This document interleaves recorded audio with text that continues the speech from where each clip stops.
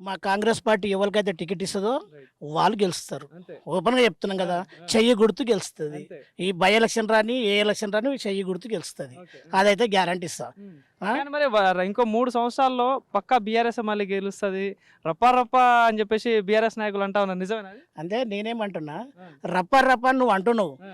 మరి నువ్వు ఉన్నప్పుడు రిపా రిపా కూడా అయింది కదా. మళ్ళా నువ్వు ఉన్నప్పుడు ఉన్న భూములు కూడా మొత్తం అమ్ముకున్నావు కదా. మరి ఆ. నువ్వు ఉన్నప్పుడు ఏమన్నా పోతే మామూలు నీ భూములన్నీ గుంజుకున్నావు కదా. మళ్ళా ఉమ్. ఏడ గుంజుకున్నావు ఇప్పుడు?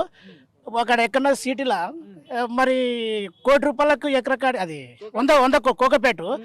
100 కోట్లకి ఎకరా అని అమ్ముతీవి ఉమ్. నీ ప్రభుత్వంలో. మరి నువ్వు మంచిగా అయితే 100 కోట్లకి ఎకరా కాడికి ఎందుకు అమ్మినావు? ఉమ్. నేను అంటున్నా ఒక మాట. రైట్. మరి అలా రేవంత్ అన్న గడ 2 ఎకరాలు 3 ఎకరాలు 100 ఎకరాలు 50 ఎకరాలు అమ్మ చూపితే ఏమని లొల్లి పెడుతున్నావు. ఉమ్. వాస్తవంగా చెప్పాలంటే మరి అది 100 కోట్లకు ఎకరా కాడికి ఎందుకు అమ్మినావు? మరి నువ్వు అన్నిట్లో ఉద్యమకారుడవే కదా. ఉమ్. ఉమ్. నువ్వు అవతల ఆంధ్రానికి ఏం పోనీయవు. నువ్వు ఉన్నప్పుడే ఉన్న నీళ్ళన్నీ ఓడగొడుతుంది, నువ్వు ఉన్నప్పుడే ఉన్న భూమి అంతా ఓడగొడుతుంది. ఇప్పుడు ఆయన ఏదో సరి చేసుకుంటూ వస్తుండు, అవకాశం ఇవ్వాలి.